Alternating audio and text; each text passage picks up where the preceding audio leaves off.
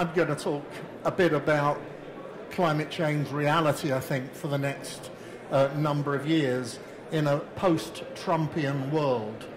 I've called it facts, fables, fantasies, because we've all heard them over the last year or so.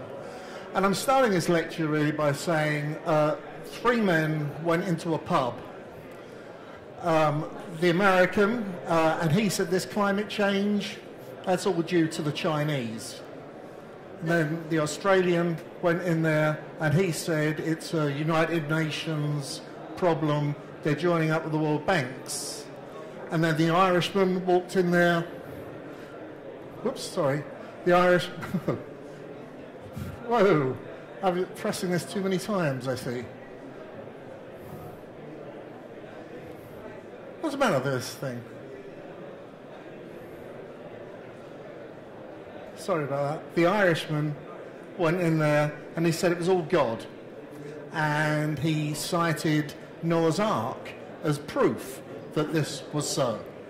Now, fortunately, and perhaps you know this already now, the bartender was a well-known scientific philosopher called Karl Popper, who said it's all to do with rationality. Now, this word went over the three people's heads completely. They had no idea what rationality meant. And of course, this story is a complete lie. There's nothing in this story except me just making up a story. And doesn't even have a joke. My God, this thing is... Because there is no joke. There is no joke with this. We've got a problem with climate change, and it doesn't deserve the type of treatment, I think, that it's been getting from people, the media, and even us in the last 2 or 3 years. Now, it's quite scaring because we have this idea of what science is. Those of us who are scientists have always believed that science is the search for the truth. It's not necessarily the truth, it's the search that's important. And Linus Pauling, of course, one of the most famous double Nobel Prize winners, decided that this was a fair enough definition of science. But where does that lie in a world that we now know believes in post-truth, whatever that might mean? So we have a real problem as scientists to think, what is climate science in a post-truth world? Now, if I was going to begin, and it's not the right thing to do, obviously, these days, to apportion blame, I would first of all blame myself as a scientist for not really passing over the facts properly enough to people to understand. But I'd also blame the media, if you like. When the Noah's Ark story broke, those of you may have heard it, various interviews on, say, News Talk breakfast time, it really had no scientific balance. I mean, what was really happening there is that they were using this poor stooge as entertainment. He was making their ratings going up by saying his outrageous things. But it's quite dangerous when you don't have any scientific balance, and in particular when you have news readers or news broadcasters or whatever that have no science background whatsoever. They are embarrassed to begin to take on people who speak rubbish. And all of these, I think, are to blame. And really, journalism has got to go back to its roots, I think.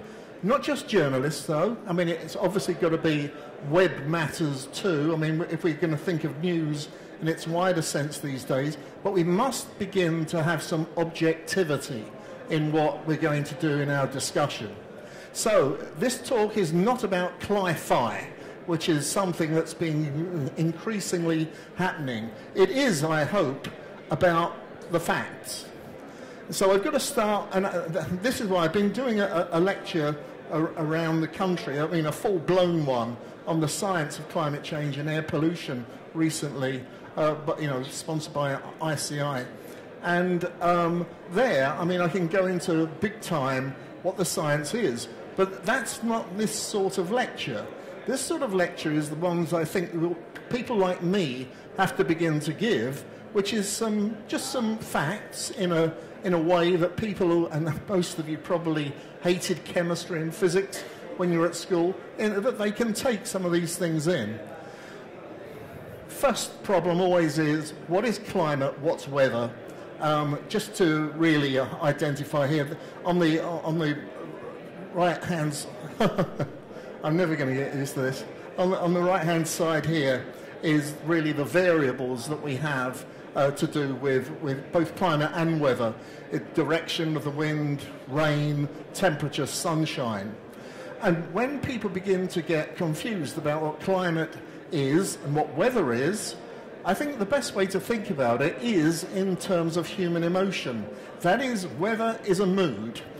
We get this, are you angry? Are you happy? Whereas climate is this longer term thing that's really to do with our personality. You know, are we mercurial? Are we a joyous type of person? And then if you bring those two things together, I think people begin to understand more what the difference is between them, because it's an important distinction. And then when you hear Danny Healy-Rae on radio sometimes, he says, well, you know, my proof is with God, is that we've had climate change forever, and indeed we have. Here's climate change from snowball Earth 700 billion years ago through to the blue planet of today. So we have had climate change quite clearly, and it's to do with the initial degassing, natural processes in Earth of carbon dioxide and water vapor coming out and beginning this natural greenhouse effect. And I'm sure you all know what that's like, where you have the real greenhouse as the analogy, where sunlight comes in, it's degraded in energy, tries to bounce out, but the glass panes don't let that heat escape. And that's just what the atmosphere does. It does let these high energy wavelengths come in, but it won't let those less energetic wavelengths go out. They're trapped. So you begin to get warm. And we get to where we are today, which is often called the Goldilocks atmosphere. That is, it's not too hot, not too cold, it's just right. And that's where we want to be. Now, nonetheless, Earth's climate is changing. We've got obvious measurements here. If we go from a period in 1961, if we take that as a baseline, you can see all the red lines, which are between 1990 and 2010. You can see that that's when it's getting much hotter than that norm at 1961. Whereas before that, in not pre-industrial times, but earlier times where we had scientific measurements available, it was much cooler. Now, you've seen, I'm sure, some of these, and this is the point, I think, almost of my talk today, is to put over, was 2016 the tipping point? What you've got there in the spiral is, look at that leap, that final leap in the temperature one going up to 2016. Everything is going, not nicely, but it is growing, and then suddenly 2016 whop. Look pretty much the same at the carbon dioxide, that this is going up, and going up, until in 2016, wham, it went up, and we got the highest amount ever of carbon dioxide in the atmosphere. And the sea ice area, of course, you know as well, which has been the volume has been decreasing over the same period. Now, we shouldn't be surprised that carbon dioxide and these temperature issues are related. They are. Arrhenius, one of the most famous chemists, if you've done undergraduate chemistry, you would know what a key person this Nobel Prize winner is in kinetics of chemistry. But what he predicted was pretty much as we think today, a doubling of carbonic acid, that's carbon dioxide that's in the air, would double. Our atmosphere, the temperature would double if we kept throwing it in. So we've been ready and primed from that, just from simple physical chemistry knowledge. Now, I mean, I had a slide before that I said was a bit special. This one, I think, is special too. If you look at the small table here, if you can reseal the numbers, this is from the measurement of carbon dioxide in the air in a remote place in Hawaii, over in Hawaii called Mauna Loa. It's clean, a pristine environment. And what you can see is in the decades, the 60s, the 70s, the 80s, the 90s, if you take on average the amount of carbon dioxide that there was increasing, because we know it's increasing because of industrialization, then it's maybe 1 to 2 parts per million per year for each decade. And then last year, it went up 4.5 parts per million. And of course, we know we had the hottest planet temperature ever from the recent NASA figures. So what I'm saying here is just watch this space in May. Look at the Mauna Loa data in May.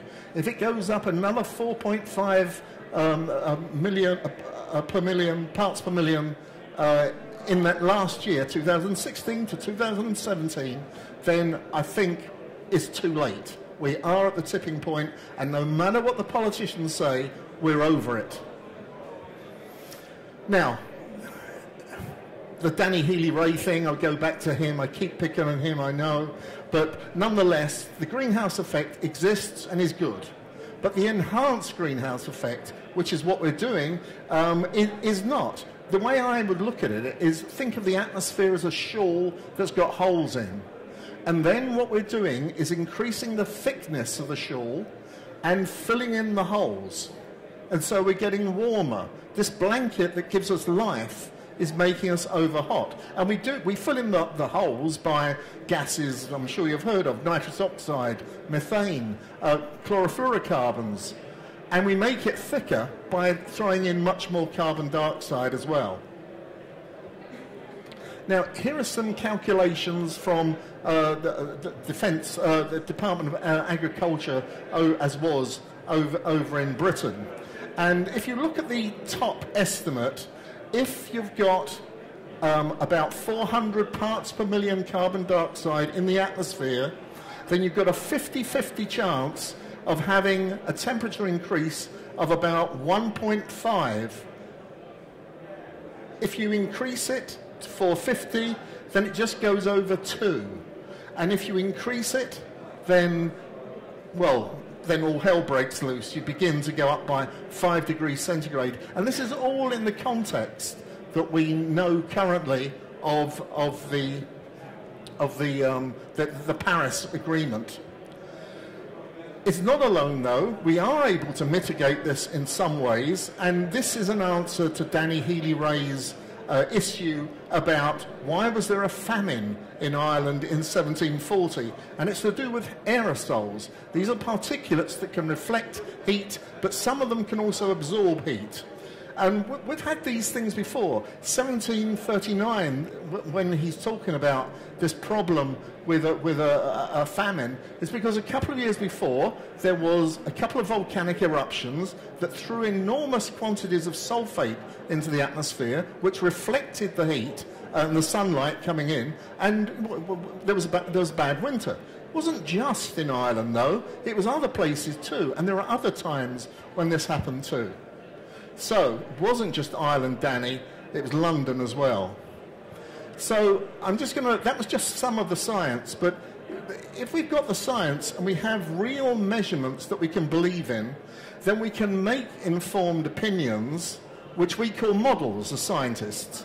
And these are the IPCC of how increasing in temperature it is. And this is a complete disconnect from the things that we're getting these days of uninformed opinions or fantasies that there are.